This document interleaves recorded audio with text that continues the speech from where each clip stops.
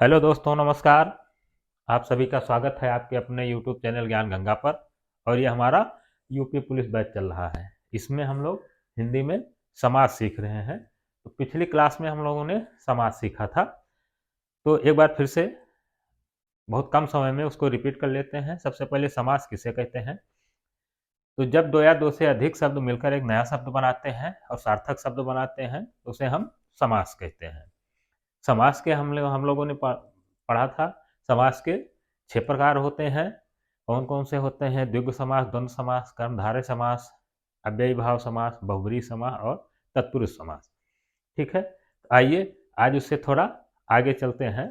तो ये हमारे कुछ ऐसे प्रश्न हैं जो विगत की परीक्षाओं में पूछे गए हैं और आपकी जो यूपी पुलिस की परीक्षा है उसमें बहुत महत्वपूर्ण है, पूछे भी जा सकते हैं।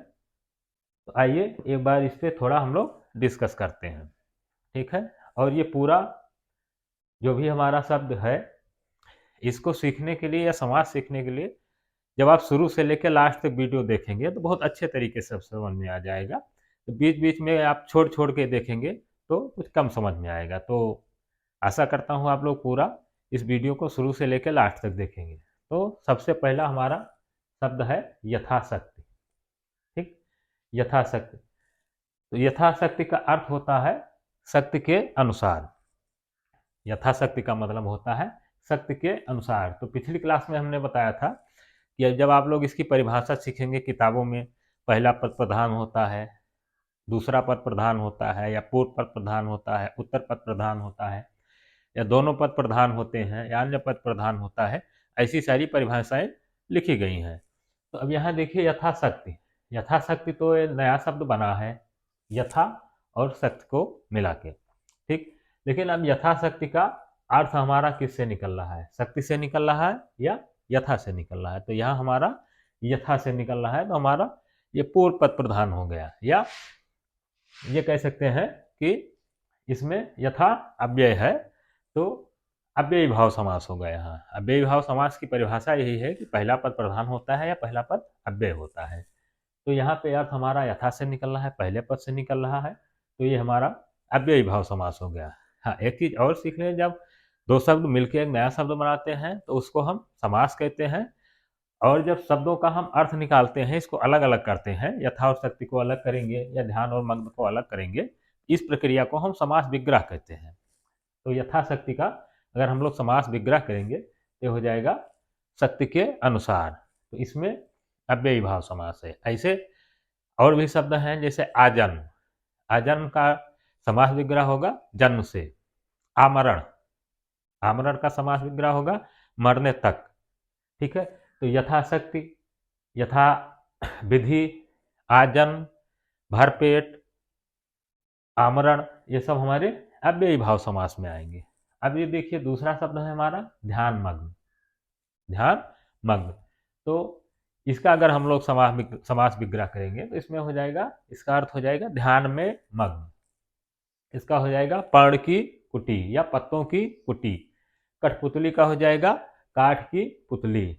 शोकाकुल में हो जाएगा शोक से आकुल। अकाल पीड़ित हो जाएगा अकाल से पीड़ित।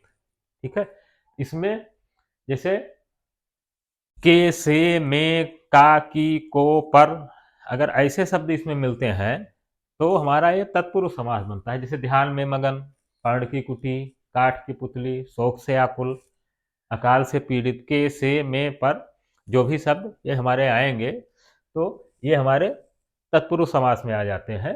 अच्छा, और दूसरी चीज अगर परिभाषा के हिसाब से जाएंगे आप लोग, तो परिभाषा तत्पुरुष समास की होती है कि दूसरा पद प्रधान होता है। जैसे ध्यान मग्न, ध्यान शब्द हो गया, मग्न है, ध्यान में मग्न है, तो अर्थ हमारा मग्न शब्द से निकल रहा है। यहाँ पे पर्णकुटी, अर्थ हमारा कुटी से निकल रहा है। यहाँ पे कठपुतली, काठ की पुतली, अर्थ हमारा पुतली से निकल रहा है। शोक से आकुल, हमारा अर्थ जो है आकुल से निकल रहा है। यहाँ पे हमारा अर्थ जो है पीड़ित से निकल रहा है। तो यहाँ पे हमारा उत्तर पद प्रधान हो गया या दूसरा पद प्रधान हो गया। तो परिभाषा के हिसाब से भी इसमें वो है तत्पुरुष समास है।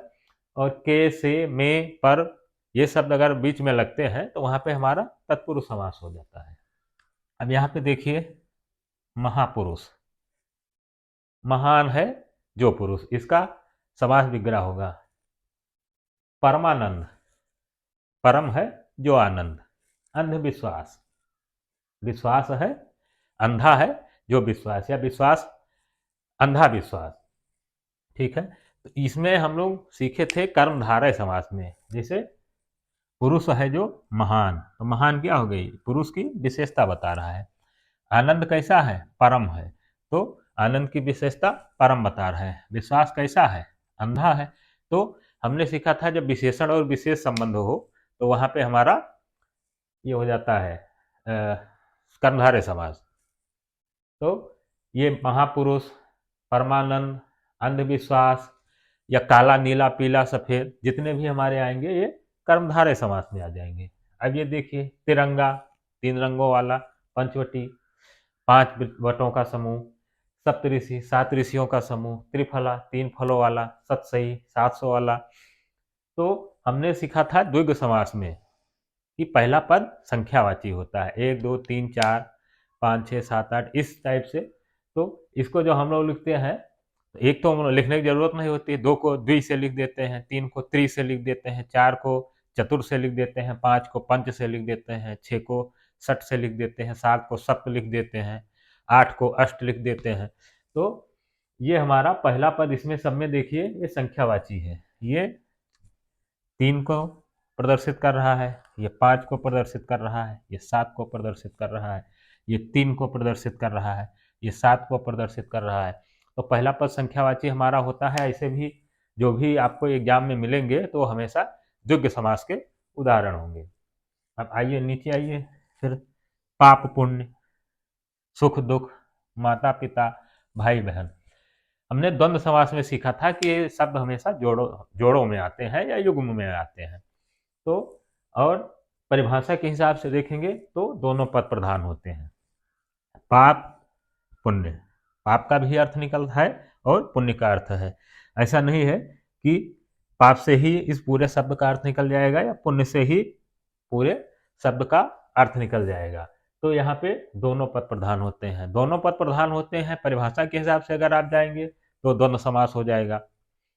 तो यहाँ पे जो भी शब्द आपको जोड़े में मिलेंगे एक दूसरे के अपोजिट भी हो सकते हैं। अब अपोजिट में जैसे हानि या लाभ हो गया, एक दूसरे के वैसे अपोजिट हैं। माता पिता हो गया, ये जो है जेंडर में अपोजिट है। भाई बहन जेंडर में अपोजिट हैं। सुख दुख विपरीत अर्थक शब्द हैं या विलोम शब्द हैं। पाप पुण्य विलोम शब्द हैं। विलोम शब्द का जोड़ा अगर कहीं आपको दिखेगा तो भी द्वंद्व हो जाएगा।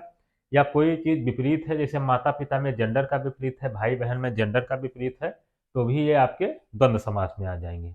अब देखिए लंबोदर, ये 2 शब्द से मिलकर बना है, लंबा और उदर। लंबा है पेट जिसे, ठीक। तो यहाँ पे ना लंबे से अर्थ निकल रहा है ना उदर से अर्थ निकल रहा है। इसका लंबोदर पर्यायवाची होता है गणेश जी का।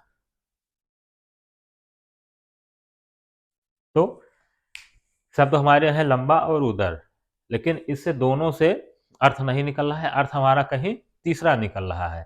तो परिभाषा के हिसाब से जैसे आप लोग सीखे थे कि परिभाषा में होता है अन्य पद प्रधान होता है या अर्थ अन्य पद होता है, तो वहां पे हमारा बहुब्रीहि समास हो जाता है, ठीक।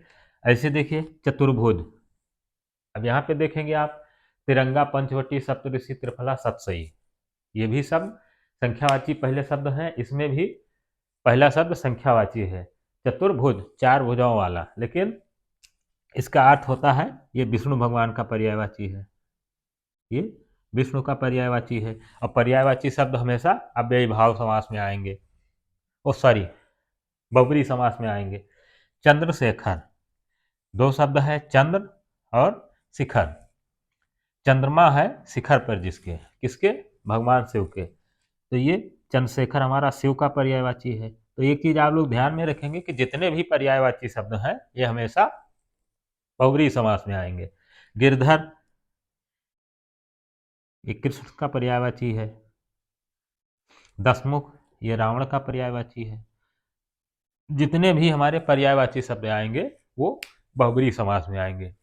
आप लोग इस पूरे शब्दों को एक बार फिर से अभ्यास कर लीजिए, हो सकता है नहीं, एक ना एक आपको यूपी पुलिस के एग्जाम में जरूर मिलेंगे। ठीक है, फिर मिलते हैं अगली क्लास में, तब तक के लिए नमस्कार।